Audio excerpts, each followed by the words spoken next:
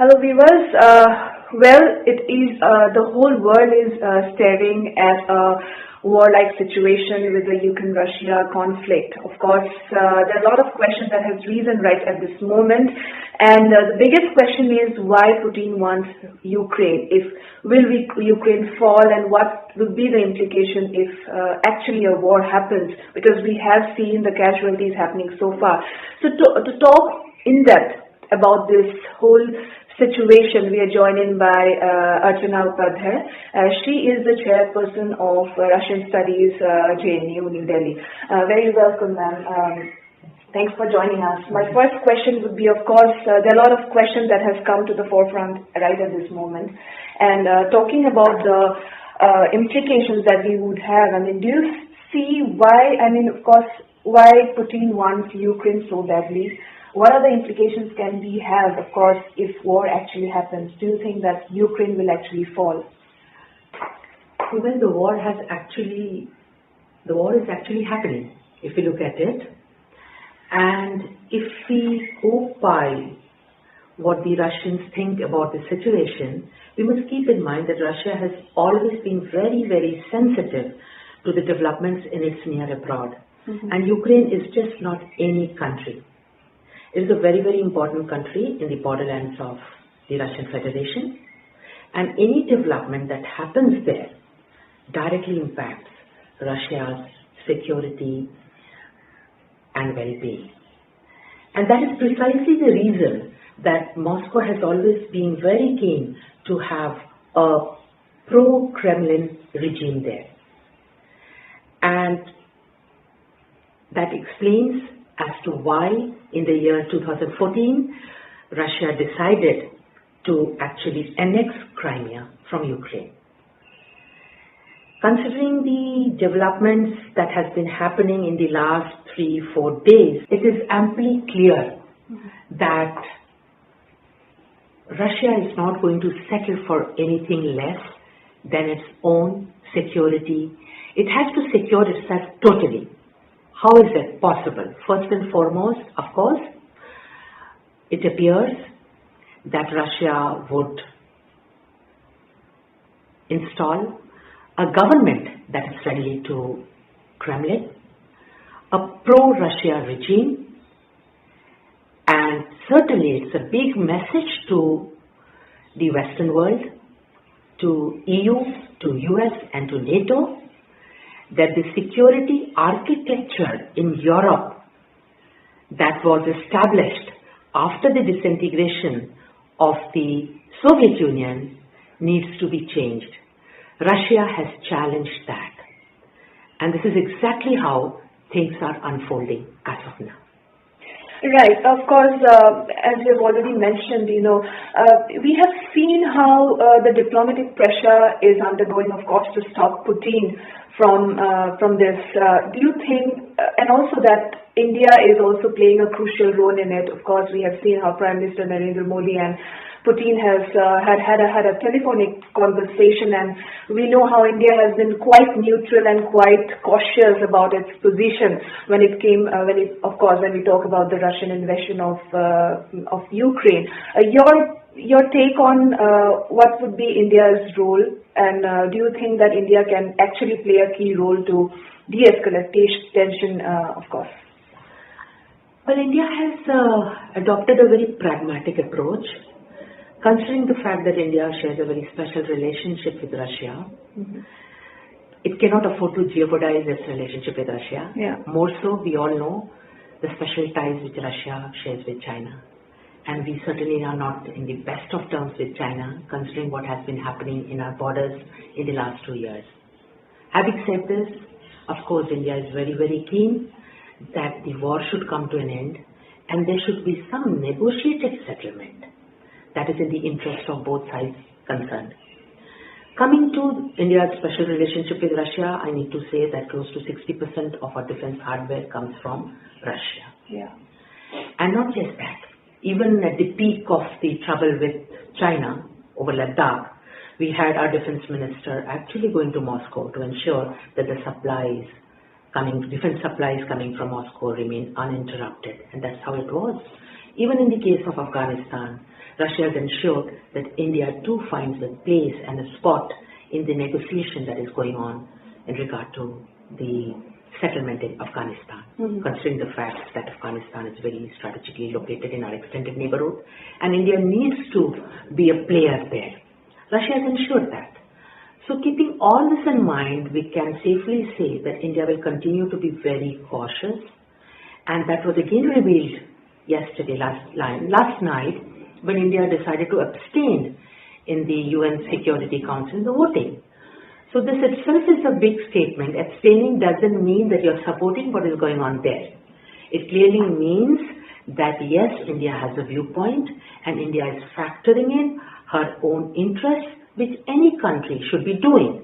Let us not forget that India was not very pleased with what the US did in Iraq for close to 10 years. Yet that did not prevent India from going ahead with deepening its ties with the US. So every country in this world will have to factor in where their national interests lie, and India is no exception. Well, of course, a very crucial question that I would like to ask you right at this moment is that, of course, we cannot say what would be the consequences right at this moment. But just tell us, our viewer, about how actually it started, why Putin wanted badly, of course, want Ukraine these badly, of course, what would be the geopolitical implications going ahead? Well, as I said, Russia is very sensitive to what happens in its near abroad. And any kind of foreign presence, especially hostile presence, is something which Russia was very open about from the very beginning that it would resist. NATO's presence in Russia's borderlands is certainly not a friendly presence. And the Russians have actually been articulating it aloud in every possible forum. So Ukraine becoming a part and parcel of NATO, which was actually a part, when you look at the NATO's plans for this eastern expansion, which very much includes Ukraine too, if not immediately, maybe sometime in the future. So the presence of NATO forces and their military deployment and the military installments in territories so close to Russia, not just Russia, in fact, the capital Moscow is very, very close to the eastern flank of Ukraine. No country would have allowed. And we all know how sensitive we are to any kind of Chinese incursion in our borderlands. So the same applies in the case of Russia too. And that is why, when Russia realized that the West, the NATO, and the European Union were least bothered about Russian concerns, Russia did what it has done. Now, what is the way out? Obviously, a negotiated settlement is the best way out, considering the fact that there are casualties on both sides. There is this massive resistance which the Russian forces are facing from the Ukrainian army and also the civilians. And any kind of loss of life, loss of innocent life, is something which should not be allowed any further. Also, there is this huge humanitarian tragedy. Close to 5 million refugees are already in the neighboring countries of Ukraine. This is going to put so much of pressure on Ukraine, more so that the world is still struggling with the onslaught of the pandemic and the economic implications of the same. A war in Europe, and it's a war. In fact, I would say of the biggest war which Europe is witnessing after the Second World War. It's going to impact each and every country of Europe and each and every country of the world. Already the crude prices are shooting up. And our own economy in India is not going to remain untouched. So it's an extremely difficult situation for everybody. The geopolitics of the entire world has changed. And how the West will deal with it, it is something which we need to see. Considering the fact that very recently, just a few months ago, we witnessed what happened in Afghanistan. And for America, it is actually a major challenge as to how would it deal with it. It's about, a face-saving device has to be evolved so that every side or each side can be brought to the negotiating table, and some kind of a resolution of this extremely complex conflict can be found. Right. My last question would be, of course, despite all the political, of course, the diplomatic pressure, do you think Moscow is going to listen to New Delhi or to the US or to the NATO, of course. I guess no country in this world can afford to ignore public opinion forever. It's been 2-3 days, but a time does come when, what people think all over the world has to be factored in. And already, if you look at it, Putin has already issued a statement where he says that he's ready for negotiation. Yeah. He's willing to talk. He's also ready to send his representatives to Belarus. So I'm sure backdoor diplomacy is doing its task. European leaders who are engaged in it, although we may not be knowing about it, and very often, diplomacy by its very meaning is about doing things silently, secretly, and we would very soon perhaps hear some kind of an announcement that the war actually has come to an end for the time being and diplomacy is being given a chance. So my hunch is that in the next 2-3 days, the picture would be clear. Perhaps the Ukraine president, even he is willing to talk, and he has said so several times.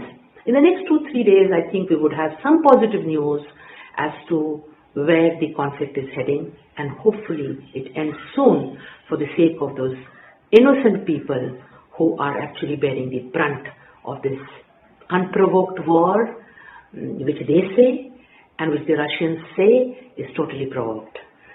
So let us see and let us hope for the best, because it's not good for any side and it's not good for anybody, including India. Right.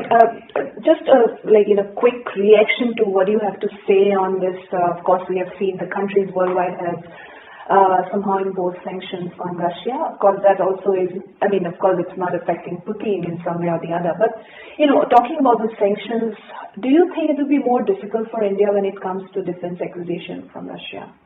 Talk your say on that. I guess India is concerned about this, and that is why it's so very important that India ought to diversify the sources of, defense procurement. And that's exactly what India has been doing in the past few years.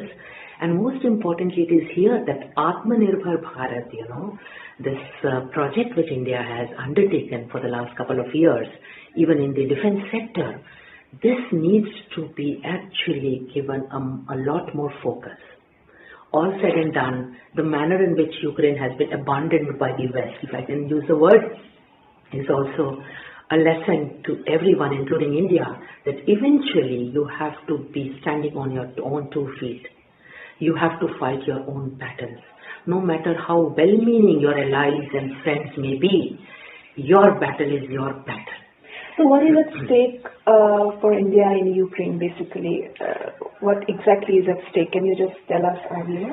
The whole idea is that India has always, in every forum, every global forum, regional forum, and also national forum, has emphasized on the fact that the sovereignty of nation states ought to be respected. And we need to have a rule-based, law-based world order.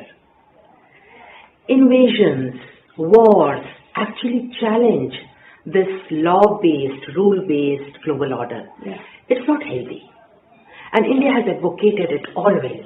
Today, India finds itself in a dilemma because of national interests, where instead of being vocal about it, India is choosing to be not silent, I would say, but very diplomatic, very pragmatic, where India is, basically pleading with each side to come together and go for some kind of a negotiated settlement, where India is not being very open about calling a spade a spade.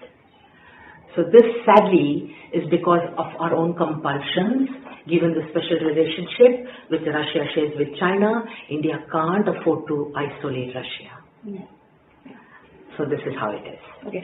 Thank you so much for joining with us.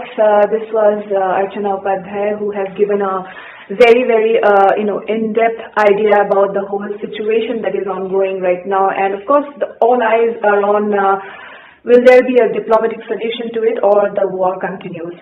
Thank you so much. This is Chandrakala for ETV Bharat.